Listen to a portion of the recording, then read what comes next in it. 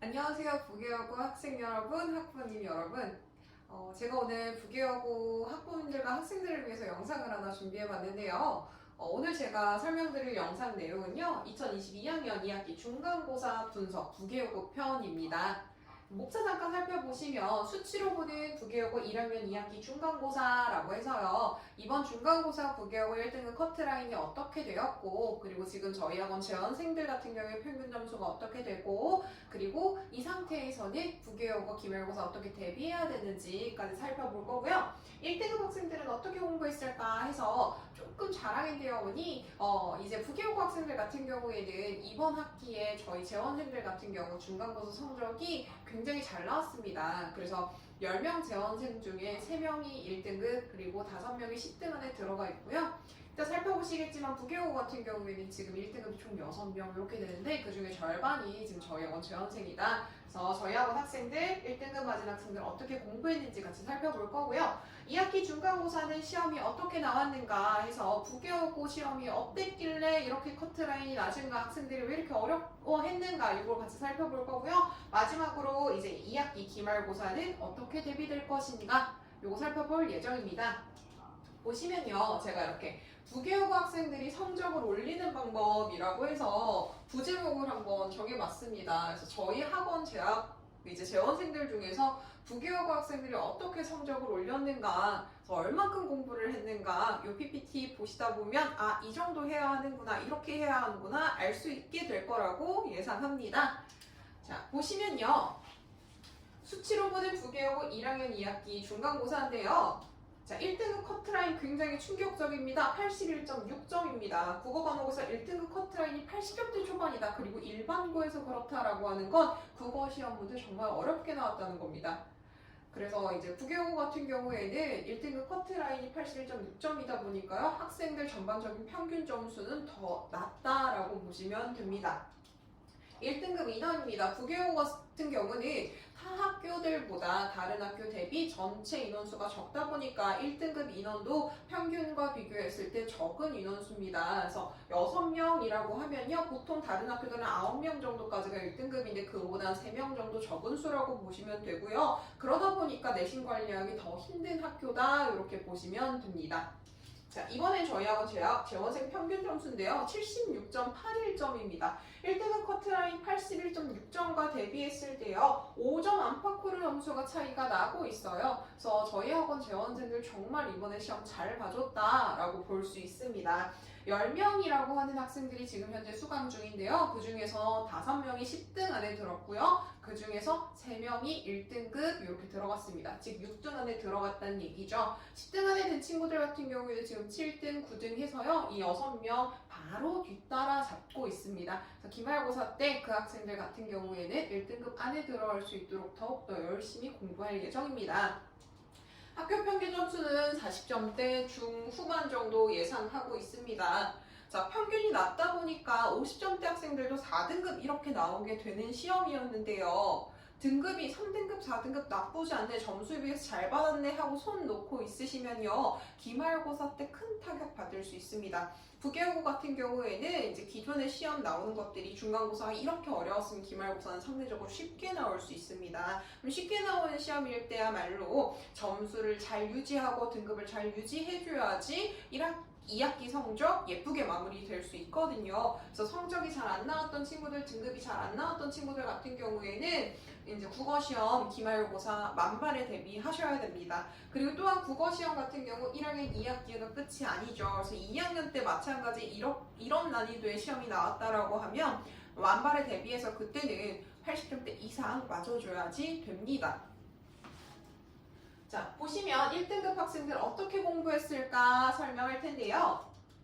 저희가 개념 수업 때 정말 꼼꼼하게 개념 수업했습니다. 이 세상 모든 분석 정말 다 준비해 놓은 교재 가지고 진행을 했고요. 교재 같은 경우에는 제가 직접 열심히 필기해서 이제 이 세상에 다 있는 국어 교재에서 이 작품을 설명해 놓은 것들 다 모아 단권화 시켜 놓은 작품입니다. 그래서 학생들 그거 가지고 수업을 했고요. 그 다음에 저희가 이제 1주차에서 6주차 정도까지 내신 대비가 진행이 되게 되는데, 그러면 1주차에 수업했던 내용이 6주차쯤 가게 되면 학생들 기억 속에서 날아가는 경우들이 굉장히 많았습니다. 그래서 그걸 대비하기 위해서 수업 영상은 항상 찍고 있고요. 그리고 그 영상 열심히 예쁘게 편집해서 유튜브에 업로드해 놓고 있습니다. 그리고 각 해당 학교 학생들에게 링크 보내주고 있고요. 그 링크 소지한 학생들 같은 경우에는 반복적으로 수업 영상 확인할 수 있게 진행 중입니다. 그러다 보니까 수업 내용을 완전히 자신 있는 것으로 만들기 위해서 부교육 학생들 계속 반복 학습했습니다. 1주차 내용도 6주차까지 그리고 시험 보기 전까지 기억할 수 있도록 반복적으로 학습했다. 이렇게 보시면 되고요. 그다음에 적용을 위한 클리닉. 그래서 클리닉 같은 경우에는 시험 기간 때 매주 진행을 했고요. 짧게는 1시간 반, 길게는 2시간 정도 진행이 되는 클리닉인데 부교육 학생들 같은 경우에는 시험 범위가 워낙 많다 보니까 이 시험 범위에 해당하는 여러 가지 다수의 문제를 풀기 위해선 절대적인 시간이 좀 필요했습니다. 그러다 보니까 부교육 학생들 같은 경우에는요, 길게 3시간, 4시간씩 하루에 클리닉하고 간 친구들이 많아요. 그러다 보니까 그 학생들 당연히 다른 학생들보다 성적이 잘 나올 수밖에 없었겠죠. 그래서 개념을 익혔으면 이제 그 다음은 적용입니다. 풀고 채점하고 오답하고 그리고 피드백까지 진행했던 클리닉이요. 일주일에 3시간에서 4시간씩 진행됐던 게 부교육 학생들이다 라고 보시면 됩니다. 기말고사 때도 마찬가지 그렇게 진행될 예정입니다. 마지막은 이제 내신 대비 동형 모의고사 진행했는데요. 부계여고 같은 경우에는 동형 모의고사가 하나만 진행된 것이 아니라 2개 진행됐습니다. 동형 모의고사 같은 경우에는 저희가 이제 내신 대비 다 끝나고 문제 적용까지 다 끝나고 나서 모의로 보는 시험인데요. 모의로 시험을 보다 보니까 실제 시험을 보는 날 전에 긴장감도 좀 덜 수 있고요. 마지막 그 바로 직전에 자신이 취약한 부분이 무엇인지 명확히 알고 공부하고 대비하고 이제 시험 보러 갈 수 있었습니다. 그래서 모의고사 같은 경우 마찬가지 기말고사 때도 2회가량 진행될 예정입니다. 자, 2학기 중간고사 시험이 어떻게 나왔는가 살펴볼 건데요. 도대체 어땠길래 1등급 커트라인이 81.6점이고 평균 점수가 40점대가 나왔는가 보시면요. 자, 단수는 국어 문제처럼 생겼습니다. 근데 제가 지금 설명드릴 건요. 여기 나와 있는 이 지문이요. 시험 범위에 명확하게 제시되어 있지 않았던 부분이다 라는 겁니다. 부계하고 1학기 이제 문법 시험 같은 경우에는 문법 요소가 주된 시험 범위였습니다. 문법 요소라고 하는 것 문장 단위의 개념이라고 이해해 주시면 좋을 것 같습니다. 자, 품사라고 하는 애는요. 자, 여기 보시면 아시다시피 단어 단위입니다. 품사라고 하는 애는 단어, 그리고 문법 요소라고 하는 건 문장 개념이라고 보시면 되는데 문장의 개념을 알기 위해선 반드시 필수적으로 알아야 되는 게 품사긴 합니다. 근데 부계여고 같은 경우는 이 품사 관련한 수업을요 10분 정도 프린트물로 나눠주시고 수업을 하셨다고 해요. 그리고 이제 시험 범위에 나갈 때는 문법 요소 그리고 해당 프린트 문법 요소 할 때 수업 때 나갔던 프린트물은 모두 시험 범위다 라고 공지가 됐어요. 그러다 보니까 학생들이 여기서 나올 거라고 전혀 예상을 못하고 있었던 거죠.